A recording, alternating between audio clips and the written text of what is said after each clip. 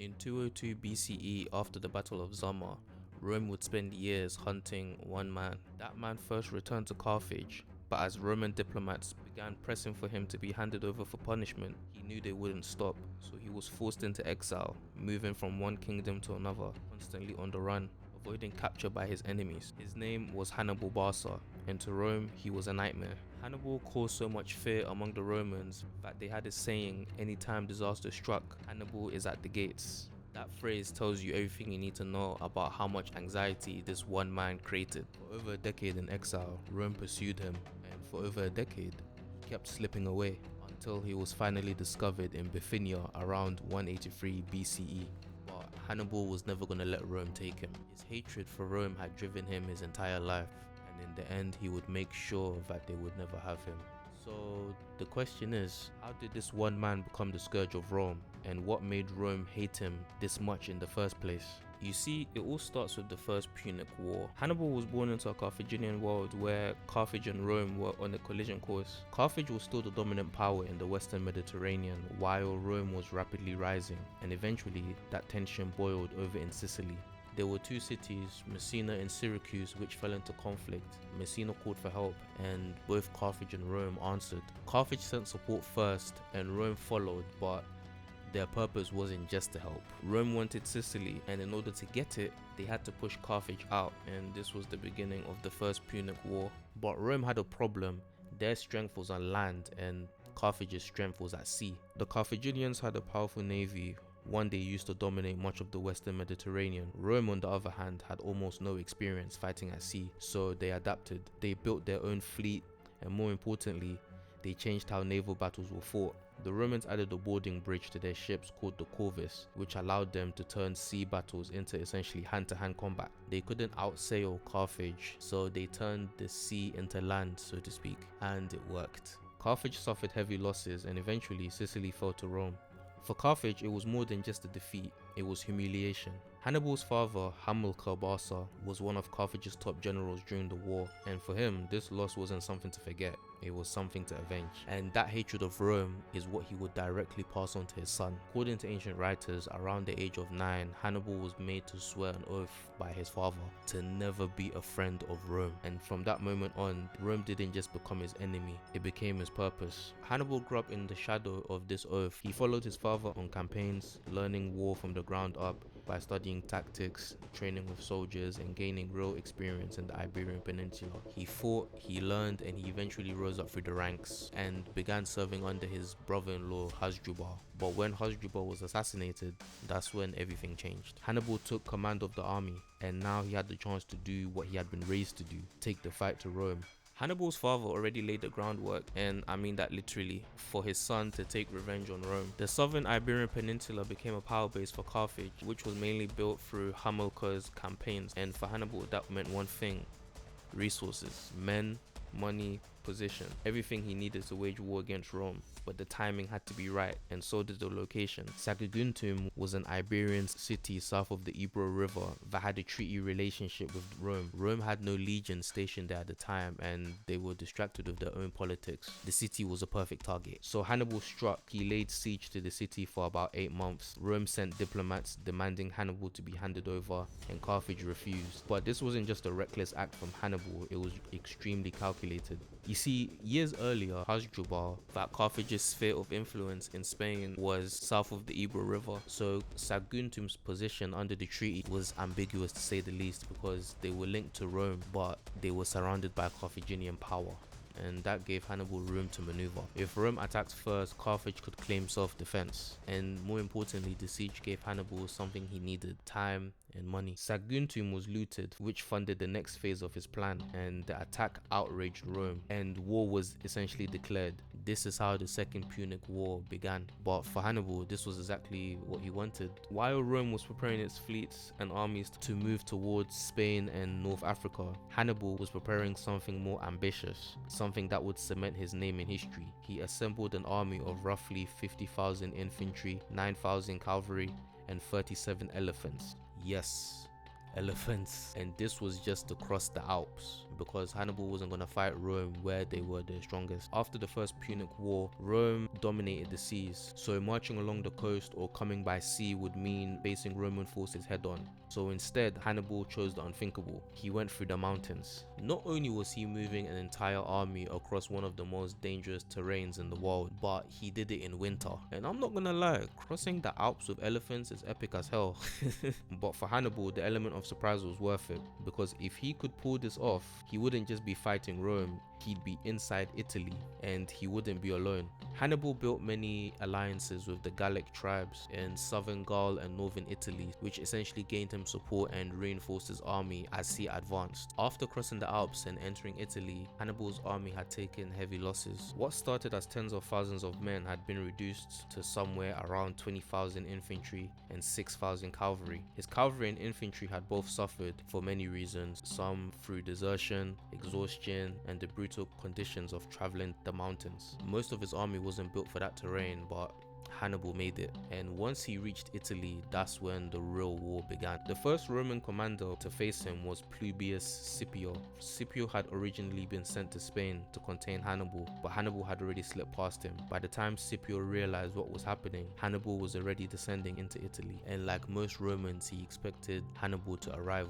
weak, but he arrived strong. At the Battle of Ticinus, Hannibal moved quickly. He engaged Scipio's cavalry and light troops on open ground, driving straight at the Roman line and not giving his specialized infantry the space to do what they did best. And then came the real blow. Hannibal's Numidian cavalry swept around the Roman flanks, attacking them from behind with speed and precision. The Roman line collapsed. Scipio himself was injured and had to be rescued by his son, Scipio Africanus. Roman casualties were heavy, hundreds were taken in the pursuit. Hannibal's losses were minimal. Then this was Rome's first real encounter with Hannibal in Italy, and it shook them. After the news spread, Hannibal's reputation grew. More tribes, especially the Celts, began joining his army. Even some who had previously fought for Rome switched sides. Fear was spreading. Hannibal is at the gates. Rome needed a response, and fast, so they sent another consul, Tiberius Sempronius Longus, with around 40,000 men to support Scipio. And this is where things get worse. Scipio warned him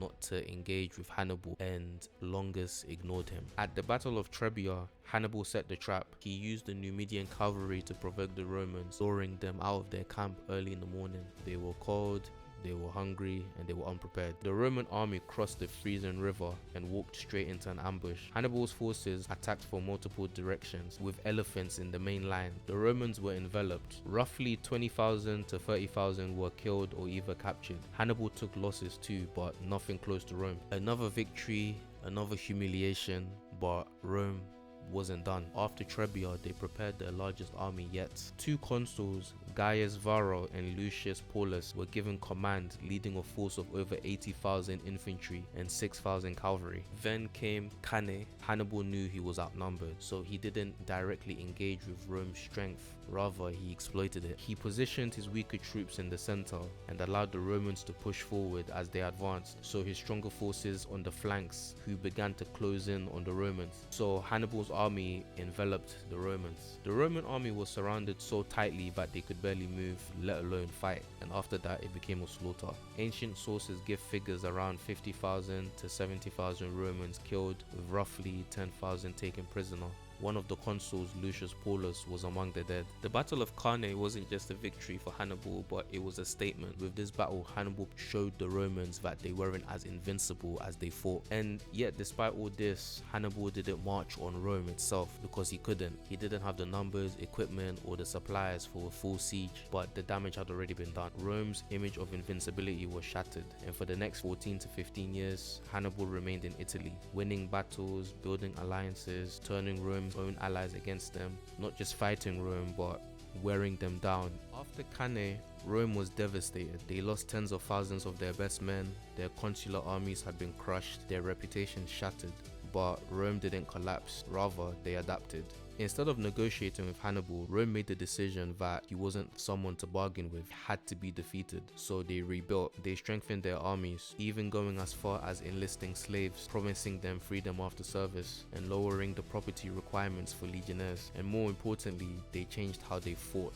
Under Quintus Fabius Maximus, Rome adopted a new strategy. No more direct battles, no more walking into Hannibal's traps. Instead, they shadowed him, targeted his allies, retook his territory, and cut off his supplies. Slowly, they began wearing him down, and then Rome took it a step further. Just as Hannibal had brought the war to Italy, Rome brought the war to Carthage. Scipio Africanus, the same man who witnessed Hannibal's tactics up close at Trebia, was now leading the Roman campaign. He studied Hannibal, he learned from him, and now he was ready to face him. Scipio had already proven himself by conquering Carthaginian Spain. Carthage was under threat and Hannibal had no choice but to return. And the final confrontation came at Zama. Hannibal arrived with around 40,000 to 50,000 troops, including 80 elephants. Scipio had roughly 35,000 with strong Numidian cavalry, and just like before, as Hannibal usually did in his previous battles, he opened with the elephants. Scipio adjusted his formations to create lanes and gaps, allowing the elephants to pass through or to be funneled from the field. Many of his army